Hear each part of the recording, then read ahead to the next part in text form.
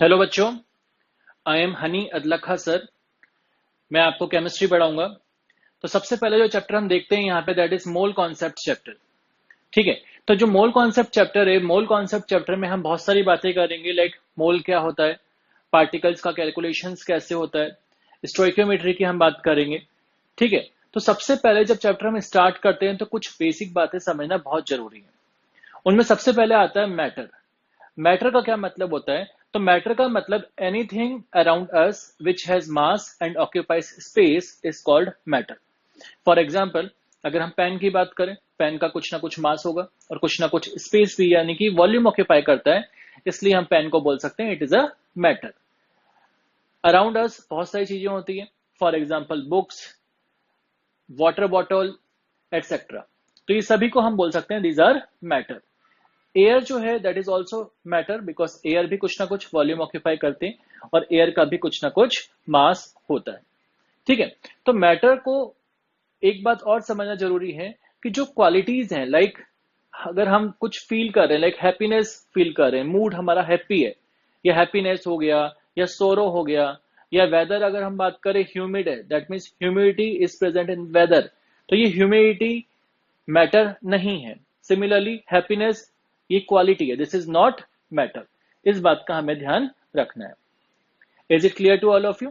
तो सबसे पहले हम देखते हैं matter means anything which has mass and has space और वॉल्यूम इज कॉल्ड मैटर। तो मैटर को हमने फर्दर क्लासिफाई किया है, mainly physical and chemical classification के अकॉर्डिंग हम मैटर को डिवाइड कर सकते हैं।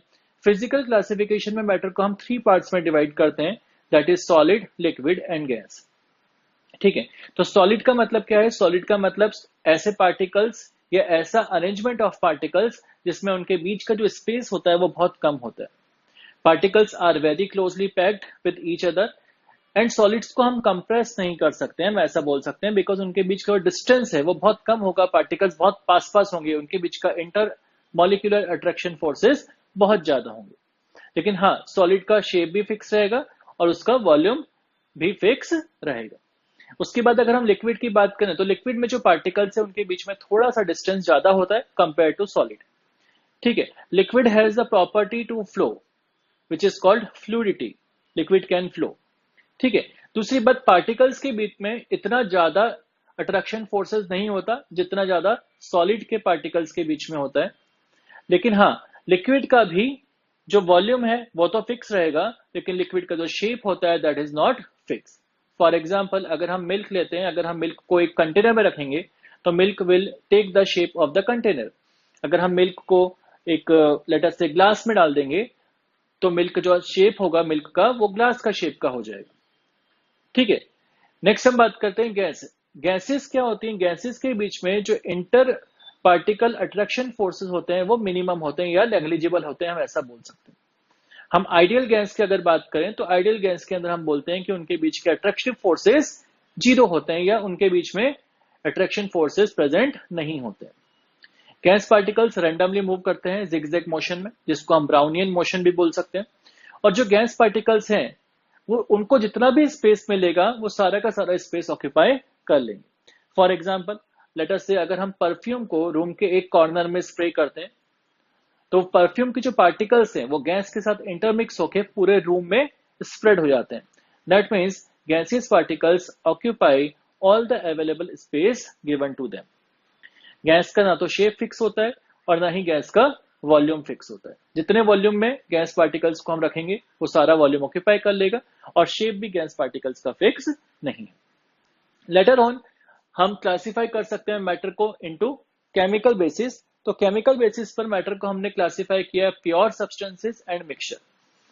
प्योर सब्सटेंसेस का क्या मतलब होता है? प्योर सब्सटेंस को हमने फर्दर क्लासिफाई किया है एलिमेंट्स एंड कंपाउंड्स में। तो एलिमेंट्स का मतलब क्या होता है? एलिमेंट्स का मतलब these are the substances which constitutes of only one type of atoms.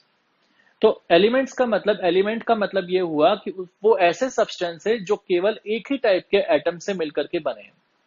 Element को हम फर्दर क्लासिफाई कर सकते हैं metal, non metal and metalloids. Metals के एग्जांपल्स हम देख सकते हैं आयरन, गोल्ड, सिल्वर, एल्यूमिनियम। अगर हम आयरन का रॉड लेते हैं तो उसके अंदर सारे ही आयरन के एटम्स होंगे। ठीक है। सिमिलरली अगर हम गोल्ड का ज्वेलरी लेते हैं तो उसमें सारे एटम्स कोल्ड के होंगे, लाइक दिस। नॉन मेटल्स की अगर हम बात करें तो non metals can be oxygen, nitrogen, carbon, phosphorus, like this. Basically अगर हम बात करें मेटेलॉइड्स की, तो मेटेलॉइड्स ऐसे सब्सटेंस होते हैं जो मेटल्स की भी प्रॉपर्टी शो करते हैं और नॉन मेटल्स की भी प्रॉपर्टी शो करते हैं। आगे हम और डिटेल में पढ़ेंगे इनके बारे में।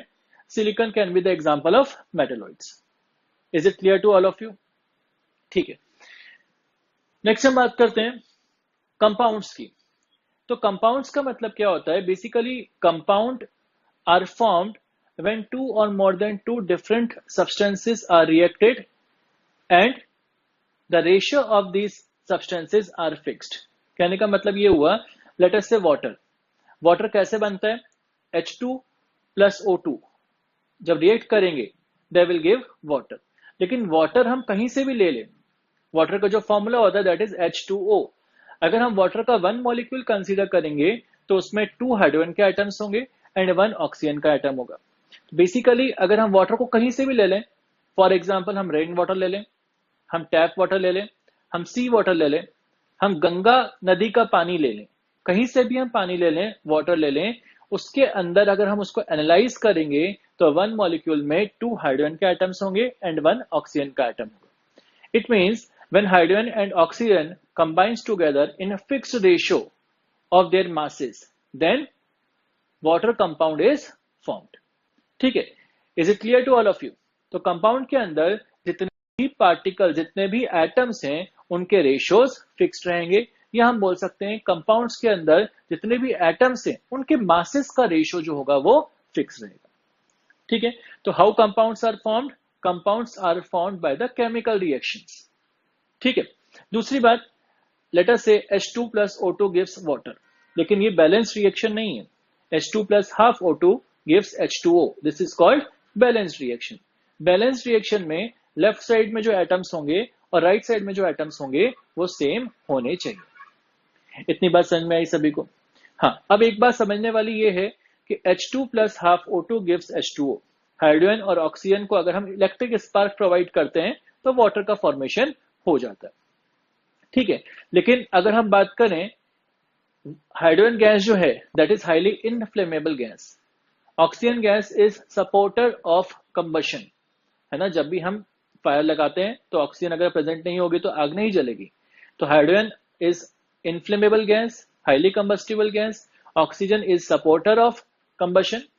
लेकिन जो वाटर बनता है वो आग बुझाने के काम आता है। कहने का मतलब ये हुआ, जो कंपाउंड्स हमें मिले हैं, कंपाउंड की जो प्रॉपर्टीज है वो इंडिविजुअल एलिमेंट्स की प्रॉपर्टीज से डिफरेंट हो सकती है। दूसरी बात, जब वाटर हमको मिला तो वाटर से लेटर से अगर हमें वापस से हाइड्रोजन और ऑक्सीजन बनाना है तो हमें वाटर को लेटर से हम बोल सकते हैं इलेक्ट्रोलिसिस करना पड़ेगा। दैट मीन्स केमिकल रिएक्शंस या केमिकल मेथड्स यूज करके वाटर को डिकम्पोज करके हमें फिर से हाइड्रोजन और ऑक्सीजन गैस मिल सकता है। लेकिन फिजिकल मेथड से हमें वाटर से फिर से हाइड्रोजन एंड ऑक्सीजन गैस नहीं मिल सकता। समझ में आ गई इतनी बात? फिजिकल मेथड्स का मतलब क्या हुआ? जैसे डिस्टिलेशन हो गया, distillation is a kind of physical method. ठीक है, नेक्स्ट हम बात करते हैं यहां पर मिक्सचर की। तो जो मिक्सचर्स होते हैं, मिक्सचर का मतलब क्या हुआ? when 2 or more than 2 substances are mixed together in any ratio of their mass, then mixture is formed। कहने का मतलब ये हुआ, लेटर से हमने सॉल्ट और वाटर ले लिया, थोड़ा सा सॉल्ट हमने एक चम्मच में लिया और एक ग्लास वाटर में उसको डाल दिया और स्टिर कर दिया, तो जो हमको मिक्सचर मिला that is called salt water mixture. यहां पर हम चाहें तो थोड़ा और हम सॉल्ट डाल सकते हैं वाटर में, हम चाहें तो थोड़ा और वाटर का अमाउंट बढ़ा सकते हैं। कहने का मतलब सॉल्ट और water, these are called the components of mixture. ठीक है, इन दोनों कंपोनेंट्स को हम कितना भी मिला दें, उनके मास का रेशियो कोई फिक्स नहीं होगा, और मिलाने के बाद में जो हमें मिलता है दैट इज कॉल्ड मिक्सचर। ठीक है, लेकिन मिक्सचर को हमने 2 पार्ट्स में डिवाइड किया है। One is homogeneous mixture, other is heterogeneous mixture. Homogeneous mixture का मतलब क्या हुआ? होमोजीनियस मिक्सचर का मतलब ऐसा मिक्सचर जिसमें जो कंपोनेंट पार्टिकल्स हैं वो आपस में थोरोली मिक्स हो जाए, या हम बोल सकते हैं यूनिफॉर्मली इंटरमिक्स हो जाए। फॉर एग्जाम्पल, हमने सॉल्ट वाटर में मिलाया तो सॉल्ट को जब हम वाटर में मिलाते हैं तो salt is thoroughly mixed with water. समझ में आई इतनी बात? लेकिन अगर हम सैंड को वाटर में मिलाएंगे तो sand particles can be settled at the bottom, तो सैंड और वाटर थोरोली मिक्स नहीं होंगे। तो salt and water will form a homogeneous mixture and sand and water will form heterogeneous mixture.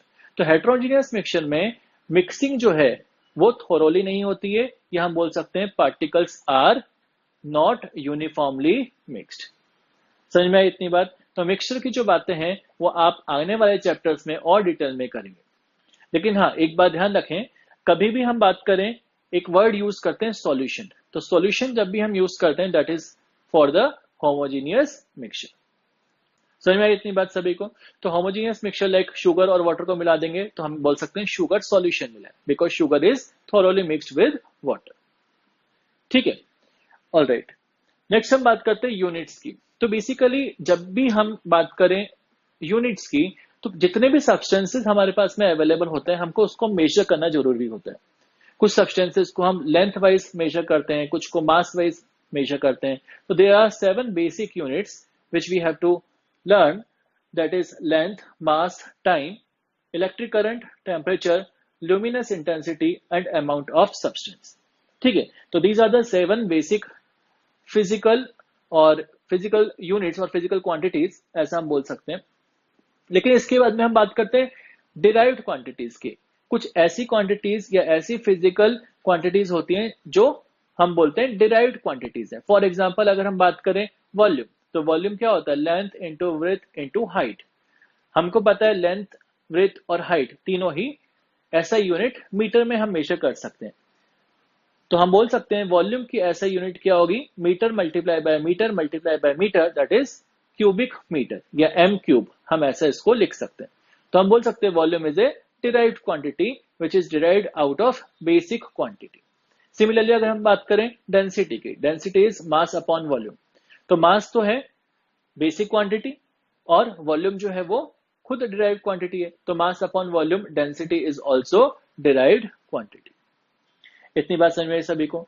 Similarly अगर हम बात करें स्पीड की, स्पीड होता है डिस्टेंस अपॉन टाइम। तो डिस्टेंस को हम मेजर करते हैं लेंथ वाइज और टाइम को हम मेजर करते हैं ऐसे यूनिट में सेकंड्स में। ठीक है, डिस्टेंस को ऐसे यूनिट में मेजर करते हैं इन मीटर। तो हम स्पीड की अगर यूनिट की बात करेंगे तो मीटर पर सेकंड हो जाएगा, और speed is again derived quantity like this. ठीक है, नेक्स्ट हम बात करते हैं कुछ कन्वर्जन फैक्टर्स की। कन्वर्जन फैक्टर्स हमको याद रखना पड़ेगा, यूनिट्स का इंटर कन्वर्जन हमको पता होना चाहिए।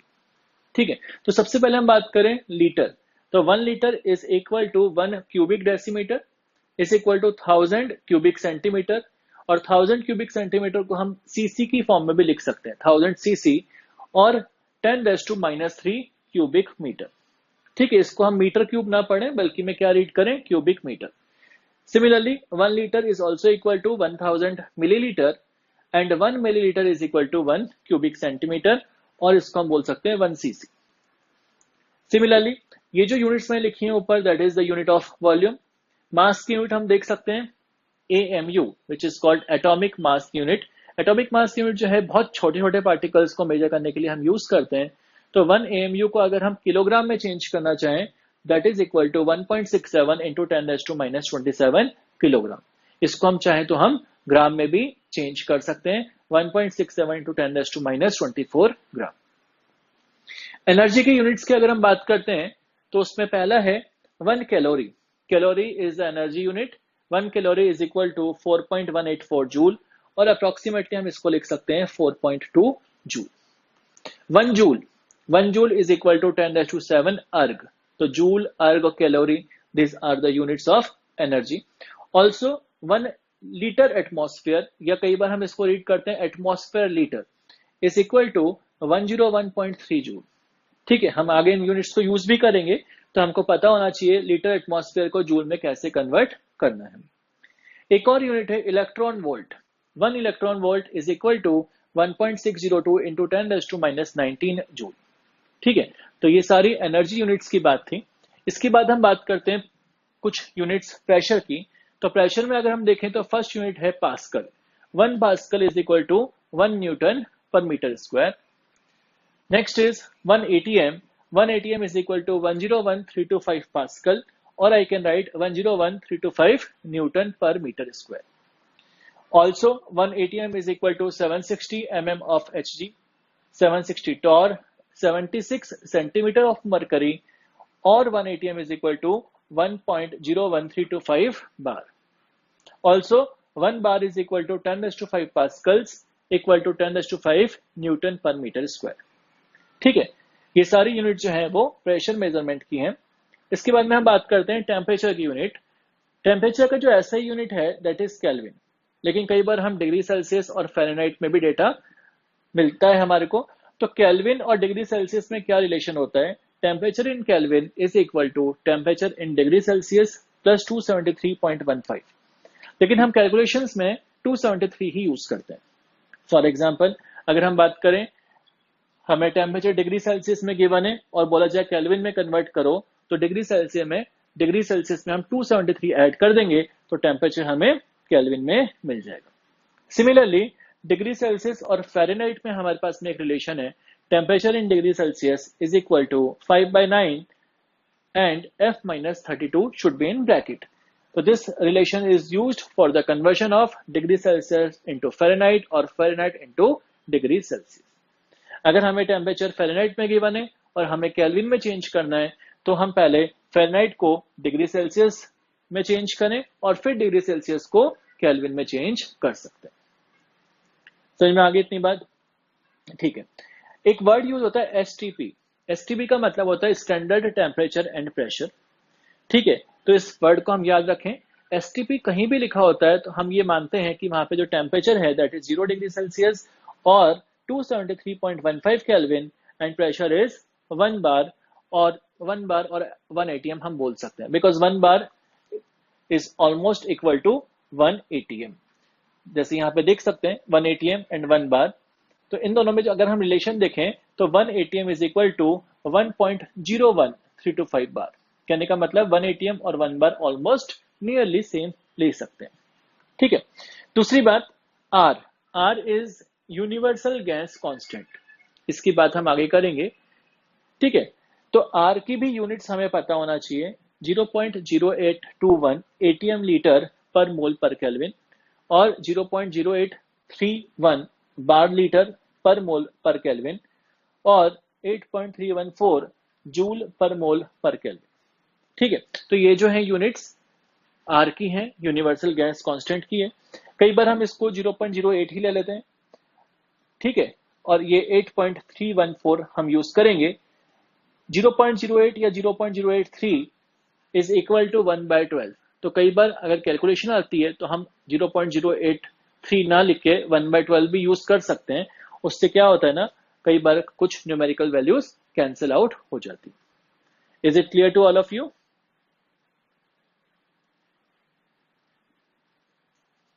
नेक्स्ट हम बात करते हैं मोल की। तो अभी तक हमने देखा कि किस तरह से हम मैटर को क्लासिफाई कर सकते हैं। मोल में अगर हम बात करें तो मोल बेसिकली काउंटिंग नंबर है। It is just like dozen. जैसे हम बोलते हैं 1 dozen banana, it means 12 bananas. Just like that 1 mole is a counting number.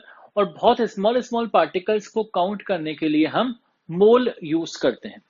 ठीक है, जैसे फॉर एग्जाम्पल अगर हम बात करें 1 मोल कार्बन एटम्स, तो 1 मोल कार्बन एटम्स का मतलब 6.022 into 10⁻³ these many carbon atoms. 1 mole stars means 6.022 into 10⁻23 stars. तो 1 मोल एक बहुत बड़ा नंबर है। ठीक है, तो इसलिए अगर हम बात करें यहाँ पर small particles like electron, protons, neutrons और एटम्स, मॉलिक्यूल्स की कैलकुलेशन के लिए हम इसको यूज करते हैं। और ये जो नंबर है 6.022 into 10⁻23, this is also called Avogadro's number. इसको Na से हम रिप्रेजेंट करते हैं।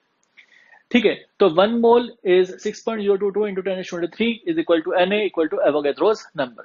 लेकिन अगर हम डेफिनेशन की बात करें तो 1 mole has as many entities or particles as there are atoms in exactly 12 gram of carbon 12।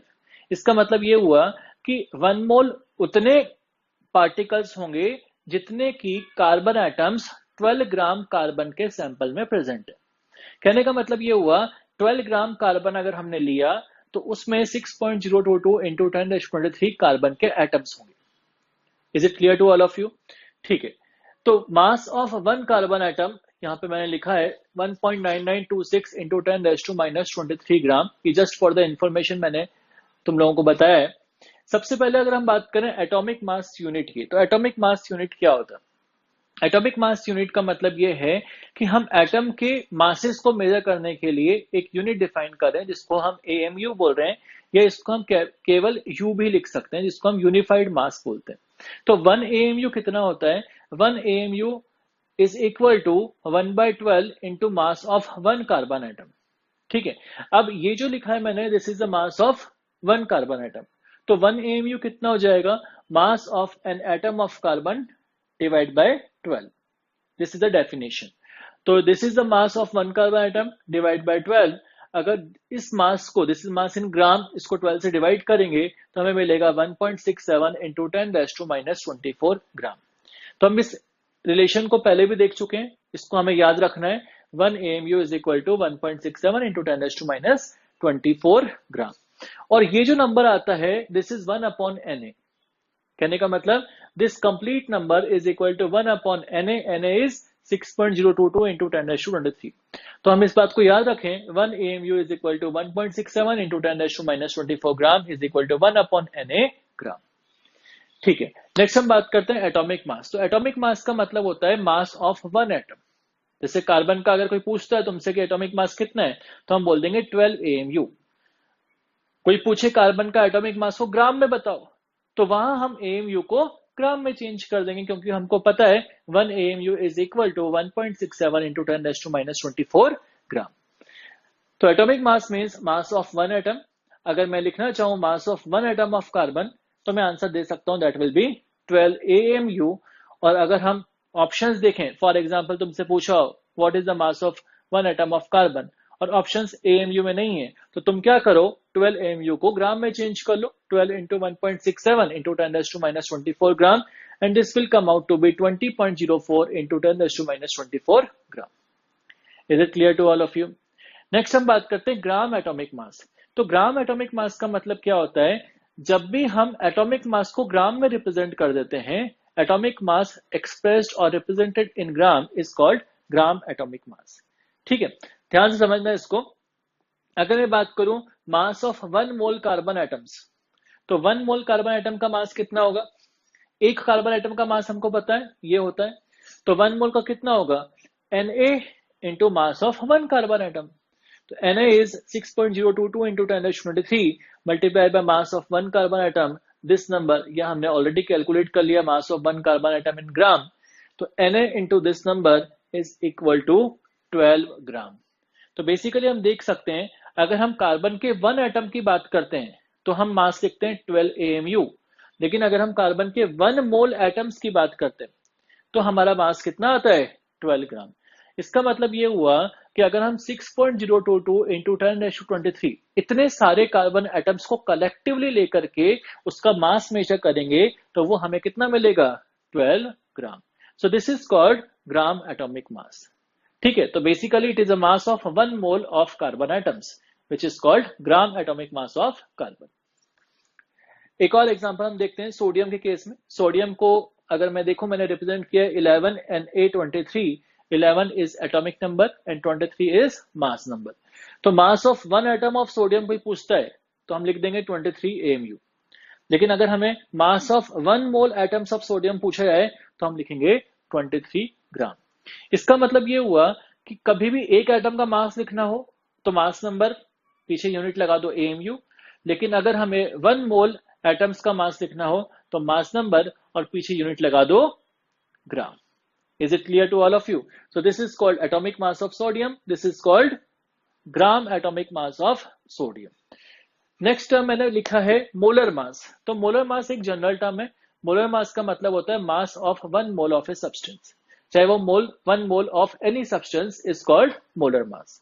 अगर मैं बात करूं मोलर मास ऑफ कार्बन, तो मोलर मास ऑफ कार्बन का मतलब हुआ मास ऑफ 1 मोल ऑफ कार्बन, और 1 मोल का मास हम कितना लिखेंगे? 12 ग्राम। ठीक है। वैसे मोलर मास की जो यूनिट होती है दैट इज ग्राम पर मोल। तो मोलर मास ऑफ कार्बन जब भी लिखना होगा हम लिखेंगे 12 gram per mole. Similarly molar mass of sodium लिखना होगा तो 23 ग्राम पर मोल। ठीक है। सिमिलर कॉन्सेप्ट को हम आगे बढ़ा सकते हैं फॉर मॉलिक्यूल। ठीक है, तो हम बात कर रहे हैं molecular mass and gram molecular mass. बिल्कुल similar to this atomic mass and gram atomic mass, हम बोल सकते हैं molecular mass and gram molecular mass. तो मॉलिक्यूलर मास का मतलब होता है mass of one molecule. Let us say अगर हम बात करें वन मॉलिक्यूल ऑफ वाटर, तो वाटर किसका मिलकर के बना हुआ है? वाटर का अगर हम वन मॉलिक्यूल कंसीडर करेंगे तो उसमें 2 तो हाइड्रोजन के एटम्स होंगे एंड 1 ऑक्सीजन का एटम होगा। अब हाइड्रोजन का 1 एटम का मास होता है 1 AMU, ऑक्सीजन के 1 एटम का मास होता है 16 AMU। ठीक है, तो वाटर के 1 मॉलिक्यूल का मास कितना होगा? 2 into mass of hydrogen atom plus 1 into mass of oxygen atom.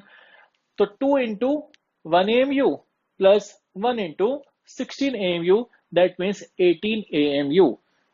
तो mass of one molecule of water is 18 AMU, just like mass of one atom of carbon is 12 AMU। तो atomic mass हम AMU में लिखते हैं, वैसे ही molecular mass भी हम AMU में हम लिखेंगे।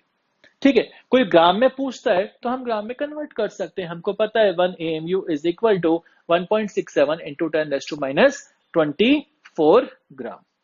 ये रिलेशन हम याद रखें।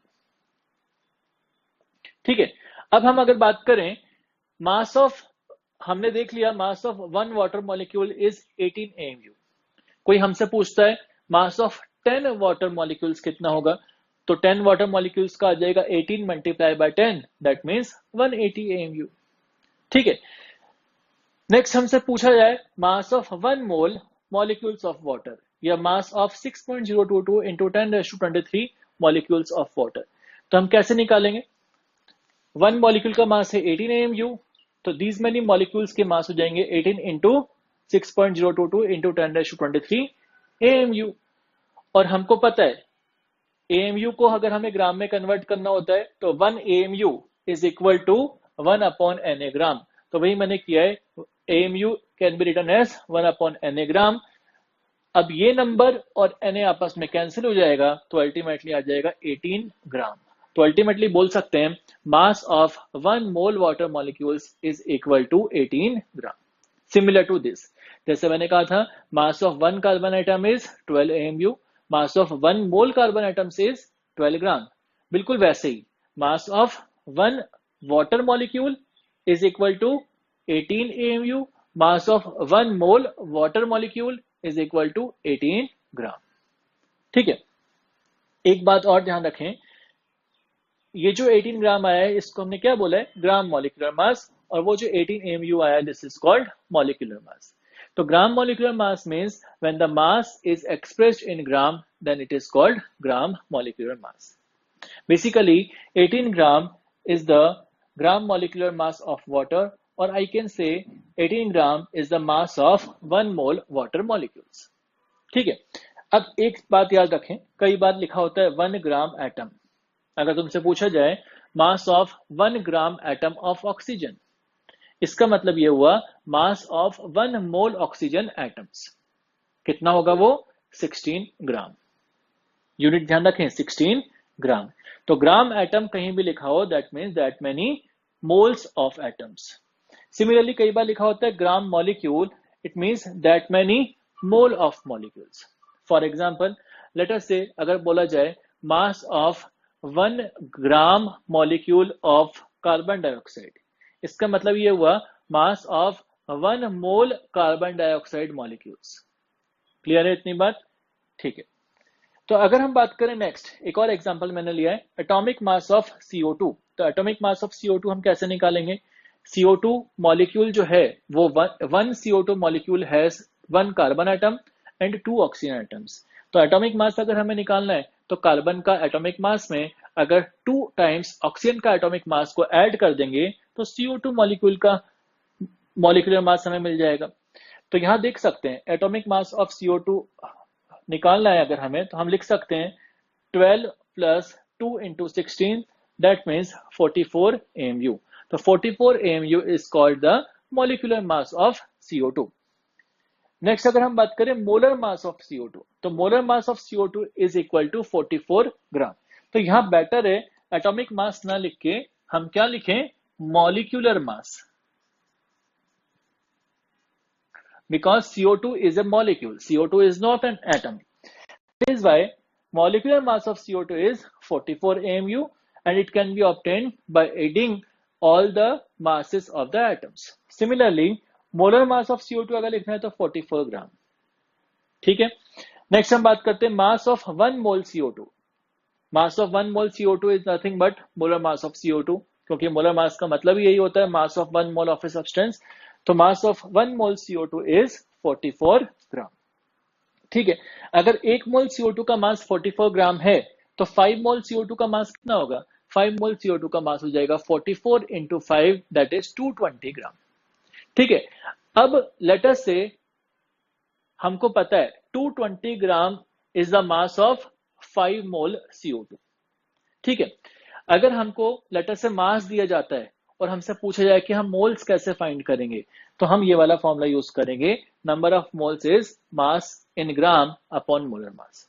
फॉर एग्जांपल, तुमको दिया जाए 220 gram sample of CO2, find the moles of CO2। तो हम क्या करेंगे, 220 को डिवाइड करेंगे मोलर मास ऑफ CO2 से, दैट इज 44। तो 220 divided by 44 will give us 5 mole of CO2.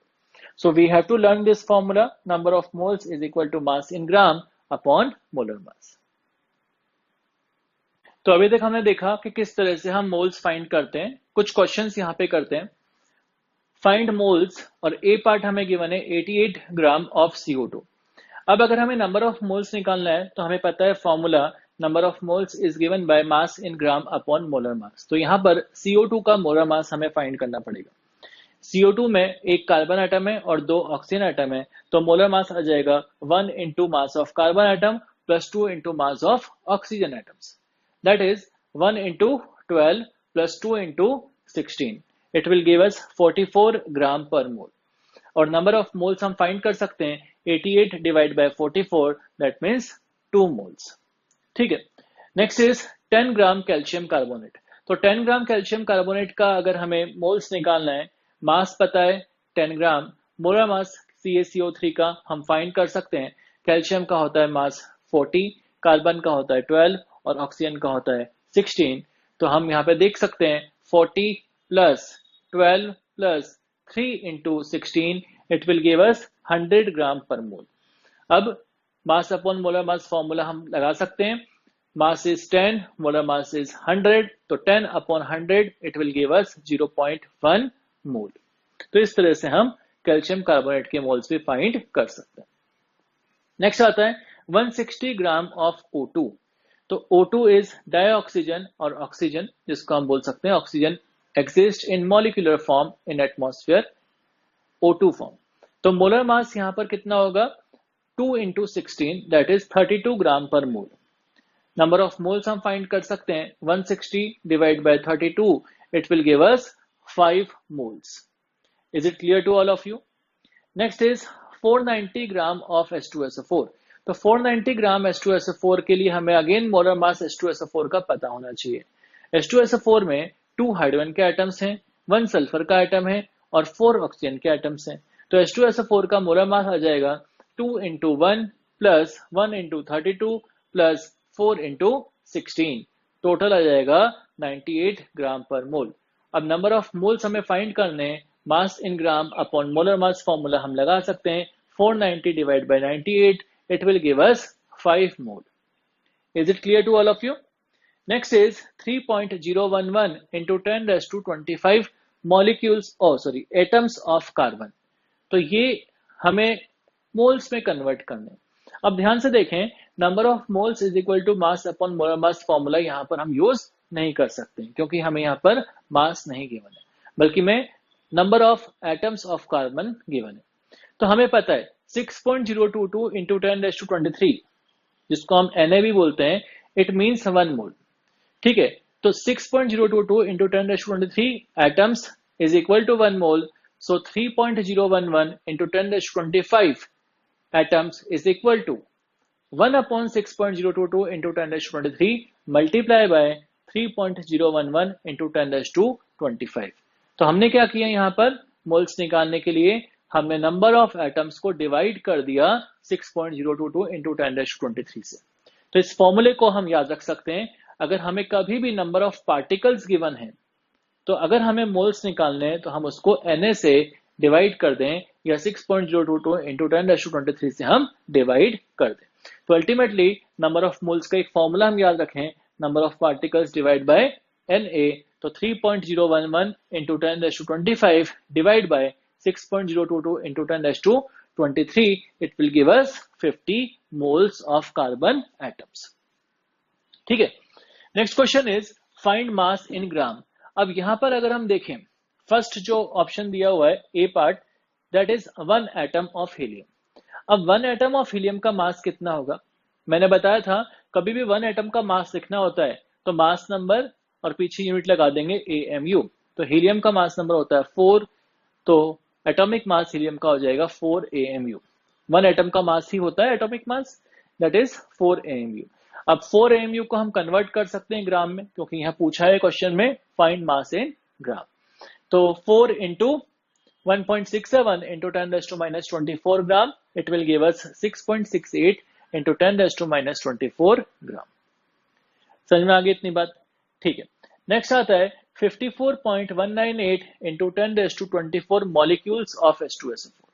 तो सबसे पहले हमें क्या करना होगा, अगर हमें मॉलिक्यूल्स गिवन है तो अगेन हमें पहले मोल्स निकालने होंगे, और मोल्स निकालने का फॉर्मूला पता है, number of particles divide by Na।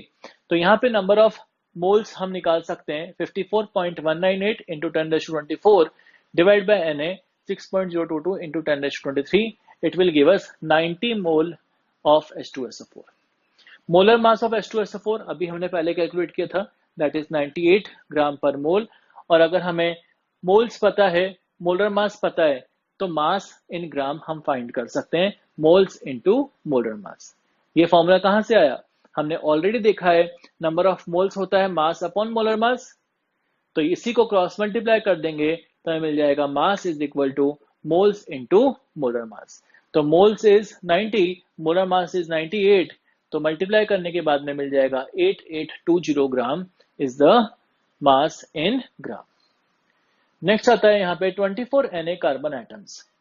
Again यहाँ पर हमें कार्बन के एटम्स गिवन है, तो सबसे पहले हम मोल्स फाइंड कर सकते हैं। कैसे करेंगे? नंबर ऑफ एटम्स को हम Na से डिवाइड कर देंगे, तो 24 Na divide by Na will give us 24 moles of carbon atoms. अब जैसा हमने प्रीवियस क्वेश्चन में किया था उसी तरह से हम यहाँ पर भी मास इन ग्राम फाइंड कर सकते हैं। Mass in gram is equal to moles into molar mass, तो 24 into 12 is the molar mass of carbon. It will give us 288 gram. All right. D part is actual mass of one molecule of NH3. अब actual mass का मतलब क्या होता है? Actual mass is nothing but mass. But mostly हम इसको ग्राम में find कर सकते हैं। तो यहाँ पर अगर बोला गया मॉलिक्यूलर मास, हमको पता है अमोनिया का कितना होता है। अमोनिया में नाइट्रोजन है और 3 हाइड्रोजन है, तो 14 + 3 into 1 is 17 AMU। अगेन इस बात का ध्यान रखें, molecular mass is written in AMU। तो एक मॉलिक्यूल का मास जो होता है that is called molecular mass. तो मॉलिक्यूलर मास इज 17 AMU। अब इसको अगर हम ग्राम में चेंज करना चाहें तो 17 multiply by 1.67 into 10⁻24 gram, 28.39 into 10⁻24 gram is the actual mass of one molecule of ammonia। ठीक है, ऑलराइट। तो ये सारी बातें थी क्वेश्चंस की। इसके बाद में एक टर्म हम समझते हैं विच इज कॉल्ड एटॉमिसिटी। तो एटॉमिसिटी का मतलब क्या होता है? एटॉमिसिटी का मतलब total number of atoms which are present in one molecule of a particular substance. For example अगर हम बात करें कार्बन डाइऑक्साइड, तो कार्बन डाइऑक्साइड का फॉर्मूला होता है CO2। तो वन मॉलिक्यूल में एक तो कार्बन है और 2 ऑक्सीजन के एटम है, तो atomicity of carbon dioxide is 3। Similarly water H2O, one molecule has 2 hydrogen atoms and 1 oxygen atoms, so the atomicity of water is 3। Similarly अगर हम बात करें ammonia, one molecule has 1 nitrogen atom and 3 hydrogen atoms, total there are 4 atoms, so the atomicity of ammonia is 4। Similarly अगर हम बात करें dioxygen O2 की, one molecule of oxygen has 2 atoms of oxygen, so the atomicity is 2. Similarly, P4, phosphorus. So phosphorus in tetraatomic form P4 has atomicity of 4. Is it clear to all of you? तो इस तरह से हम atomicity find कर सकते हैं. Next हम बात करते हैं नेक्स्ट क्वेश्चन की. That is a CO2 sample has 48 gram oxygen, find its mass. तो हमें कार्बन डाइऑक्साइड का सैंपल गिवन है और उस सैंपल में ऑक्सीजन इज 48 ग्राम. तो ओवरऑल सैंपल का मास कितना होगा ये हमें बताना है. तो बेसिकली अगर हम देखें CO2 की, अगर हम 1 मोल CO2 लेते हैं, 1 मोल का मोलर मास होता है 44 ग्राम. ठीक है, तो 1 मोल CO2 में 1 मोल तो कार्बन होता है और 2 मोल ऑक्सीजन होता है. इस बात को ध्यान दें, 1 मोल CO2 has 1 mole carbon and 2 mole oxygen. ठीक है, 1 मोल कार्बन का मास हुआ 12 ग्राम एंड 2 मोल ऑक्सीजन का मास हुआ 2 into 16, दैट इज 32 ग्राम. देख सकते हैं यहाँ पे 12 plus 32 विल गिव 44. ठीक है, अब हम यहाँ पे ध्यान से देखें, 32 gram of oxygen is present in 44 gram of carbon dioxide sample. और I can write 32 gram oxygen is present in 44 gram CO2 sample.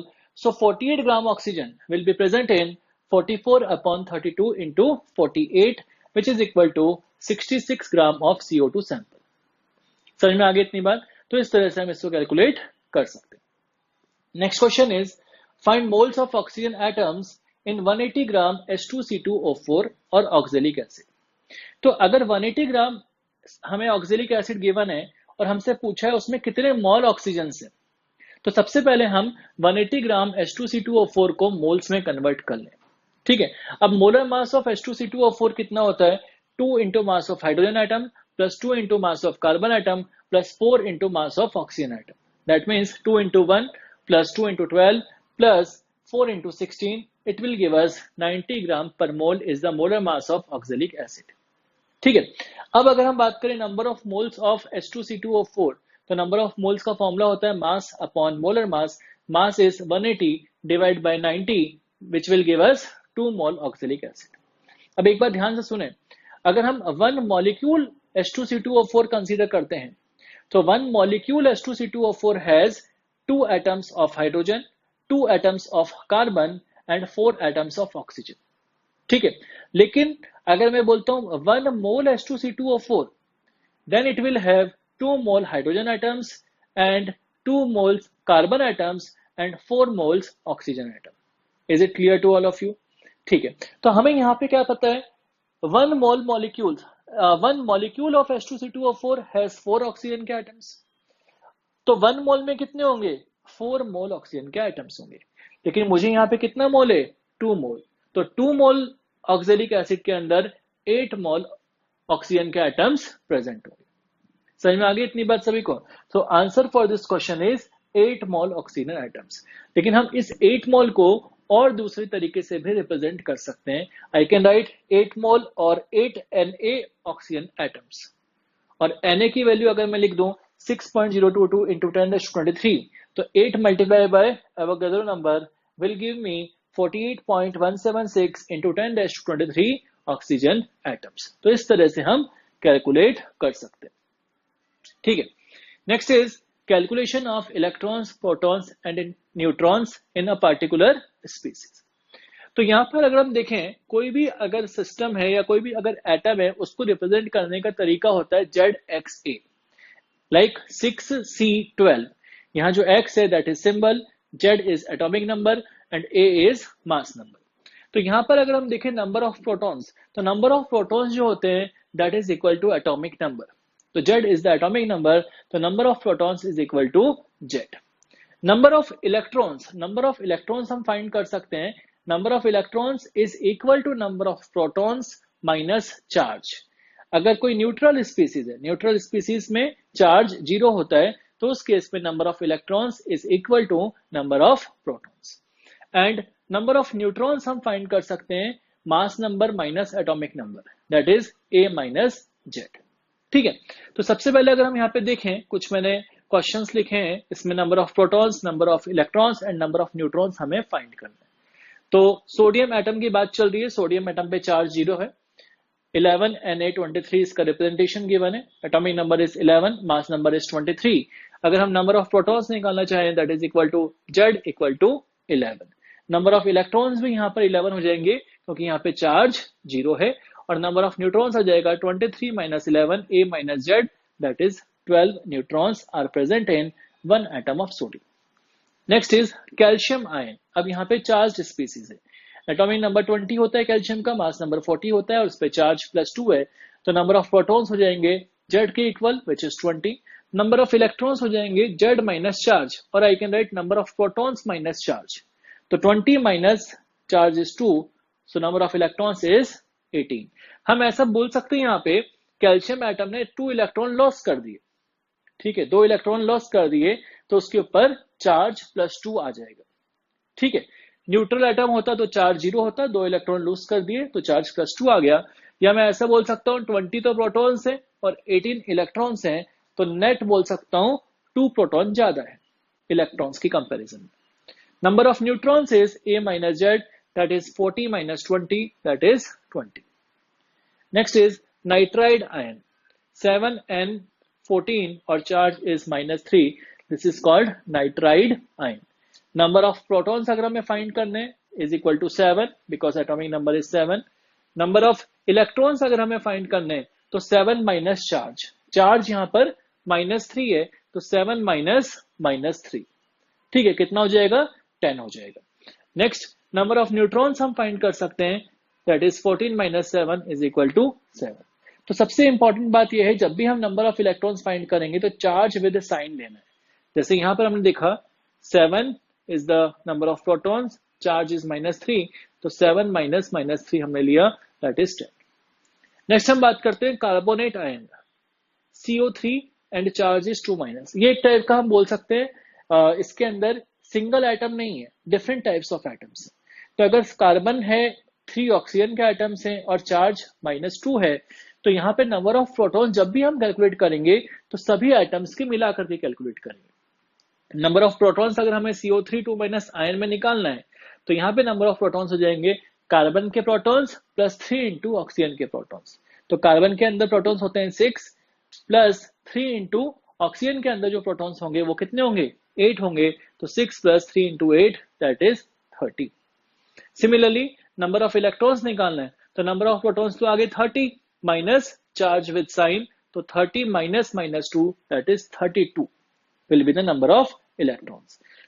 Number of neutrons अगर हमें फाइंड करना है तो अगेन जैसे हमने नंबर ऑफ प्रोटॉन्स निकाले वैसे इंडिविजुअल एटम्स के अंदर हम न्यूट्रॉन्स फाइंड करेंगे और फिर टोटल करके आंसर दे देंगे। तो कार्बन में कितने न्यूट्रॉन्स होते हैं 12 - 6 दैट इज 6। ऑक्सीजन में कितने न्यूट्रॉन्स होते हैं 16 - 8 दैट इज 8। तो टोटल न्यूट्रॉन्स अगर हम फाइंड करेंगे तो कार्बन के एक एटम में neutron 6 + 3 into 8 that is 30 neutrons। Is it clear to all of you?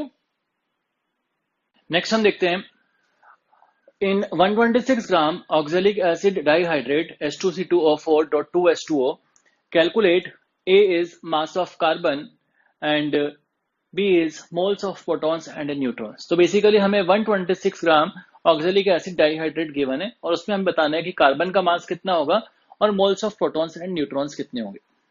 समझ में आगे इतनी बात। अब सबसे पहले अगर हमें फाइंड करनी है ये सारी चीजें तो हम इसके मोल्स पहले फाइंड करें, लेकिन मोल्स का फॉर्मूला हमको पता है, number of moles is equal to mass in gram upon molar mass, लेकिन हमें इसका मोलर मास अभी गिवन नहीं है तो हम मोलर मास फाइंड कर सकते हैं।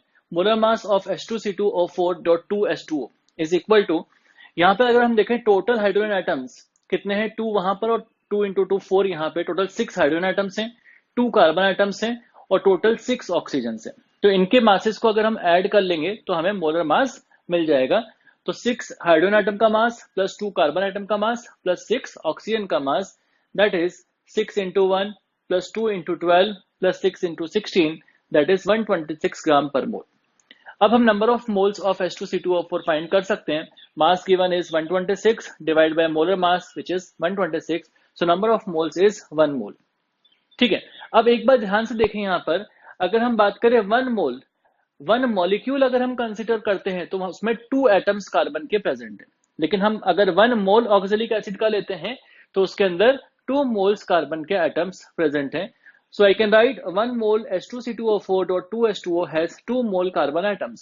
अब कार्बन एटम्स अगर 2 मोल्स हैं तो हम मास ऑफ कार्बन एटम फाइंड कर सकते हैं moles into molar mass of carbon, इस फॉर्मूले को यूज करके.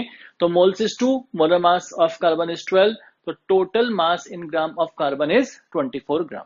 तो इस तरह से हम मास ऑफ कार्बन एटम फाइंड कर सकते हैं. नेक्स्ट हम बात करते हैं moles of protons and neutrons की. अगर हम सबसे पहले एक मॉलिक्यूल में प्रोटॉन्स फाइंड करेंगे और उसके बाद में 1 मोल में प्रोटॉन्स फाइंड करेंगे. तो अगर हम सबसे पहले देखें 1 मॉलिक्यूल में, तो 1 मॉलिक्यूल में मुझे पता है 6 हाइड्रोजन है, 2 कार्बन है और 6 ऑक्सीजन है. तो हाइड्रोजन में 1 प्रोटॉन होगा, 6 हाइड्रोजन है तो टोटल प्रोटॉन हो जाएंगे 6 इंटू 1. कार्बन में 6 प्रोटॉन्स होते हैं तो 2 इंटू 6. ऑक्सीजन में 8 प्रोटॉन्स होते हैं तो 6 इंटू 8. तो टोटल नंबर ऑफ प्रोटॉन्स मैंने यहां लिख दिए 6 into 1 plus 2 into 6 plus 6 into 8, that is 66 protons. इसका मतलब 1 molecule has 66 protons. So 1 mole molecules will have 66 mole protons. तो आंसर आ जाएगा 66 mole protons. ठीक है, हम 66 मोल को चाहें तो 66 Na भी लिख सकते हैं. और अगर हम Na की वैल्यू लिख दें 6.626 इंटू 10⁻23 तो एग्जैक्ट नंबर ऑफ प्रोटॉन्स हम फाइंड कर सकते हैं. सिमिलरली अगर हम बात करें न्यूट्रॉन्स इन 1 मॉलिक्यूल, तो न्यूट्रॉन्स का फॉर्मूला क्या होता है A माइनस जेड. तो हर एटम में अगर हम न्यूट्रॉन्स फाइंड कर लें तो उसको ऐड करके हम पूरे मॉलिक्यूल में न्यूट्रॉन्स फाइंड कर लेंगे. अब एक बात ध्यान रखनी है, हाइड्रोजन होता है 1H1, उसमें 1 minus 1 that is 0 neutrons present होंगे. तो हाइड्रोजन में कोई न्यूट्रॉन नहीं होता है, तो यहाँ पे 6 हाइड्रोजन हैं तो 6 इंटू 0.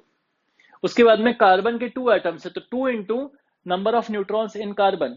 कार्बन का सिंबल होता है 6C12, तो 12 minus 6, this is the number of neutrons in carbon atom multiply by 2, क्योंकि यहाँ पे 2 कार्बन के एटम्स है, प्लस ऑक्सीजन के एटम्स हैं 6, इसलिए 6 मल्टीप्लाई बाय एक ऑक्सीजन के एटम में नंबर ऑफ न्यूट्रॉन्स होंगे 16 माइनस 8 A माइनस जेड. इसको अगर हम सॉल्व करेंगे तो हमें यहाँ पे मिलेगा 60 neutrons. So 1 molecule of oxalic acid dihydrate has 60 neutrons, लेकिन हमारे पास में 1 मोल मॉलिक्यूल्स हैं. So 1 mole molecules will have 60 mole neutrons. Again I can write it 60 into Na, these many neutrons are present. Is it clear to all of you? ठीक है, next हम बात करते हैं मोल्स एंड वॉल्यूम रिलेशनशिप की. अभी तक हमने देखा कि हम मोल्स और मास में कैसे रिलेशनशिप फाइंड कर सकते हैं. हम लोगों ने एक फॉर्मूला सीखा, number of moles is equal to mass upon molar mass. या इसको क्रॉस मल्टीप्लाई कर देंगे तो हमें मिल जाएगा mass is equal to number of moles into molar mass.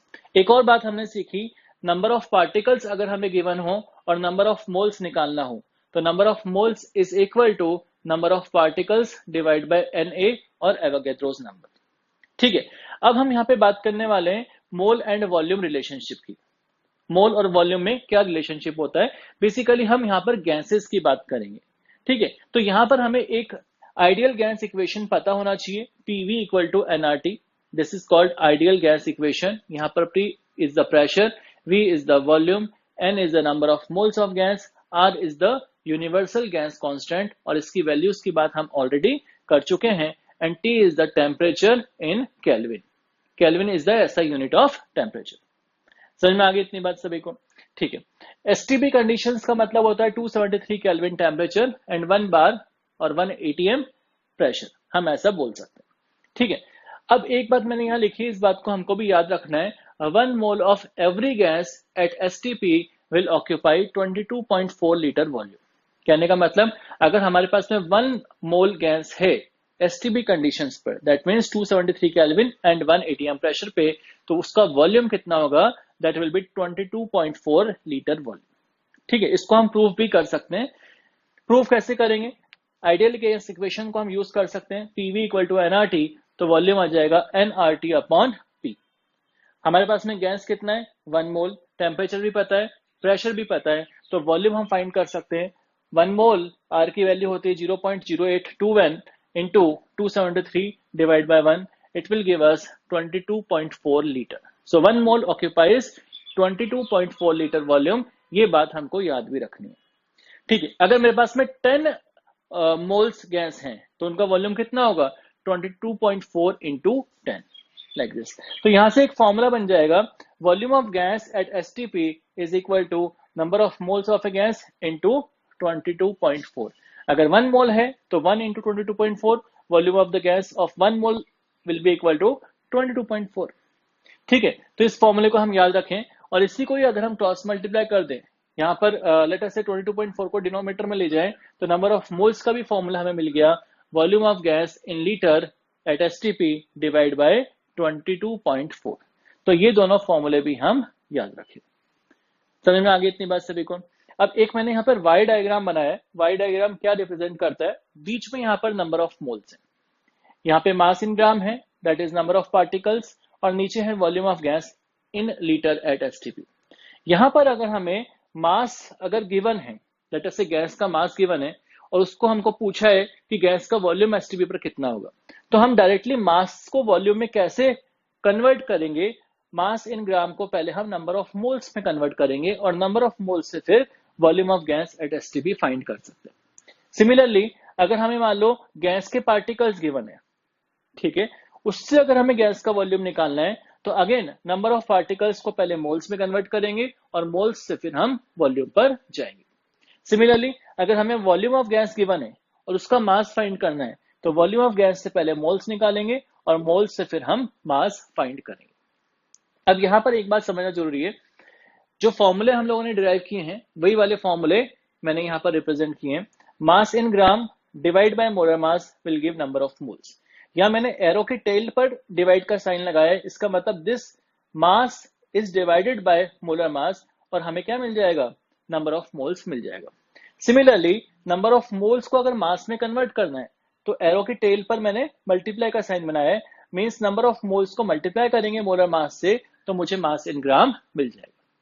Similarly अगर मैं बात करूं, नंबर ऑफ पार्टिकल्स मुझे गिवन है, उसको अगर मैं एवोगैड्रो नंबर से डिवाइड कर दूंगा, तो मुझे नंबर ऑफ मोल्स मिल जाएंगे, और अगर नंबर ऑफ मोल्स को मैं एवोगैड्रो नंबर से मल्टीप्लाई कर दूंगा, तो नंबर ऑफ पार्टिकल्स मुझे मिल जाएंगे। सिमिलरली नंबर ऑफ मोल्स को मैं मल्टीप्लाई कर दूं 22.4 से, तो मुझे volume of gas in litre at STP मिल जाएगा, और इसका अगर रिवर्स करूं, volume of gas at STP divide by 22.4 करूंगा, तो मुझे नंबर ऑफ मोल्स मिल जाएंगे। इतनी बातें समझ में आ गई सभी को?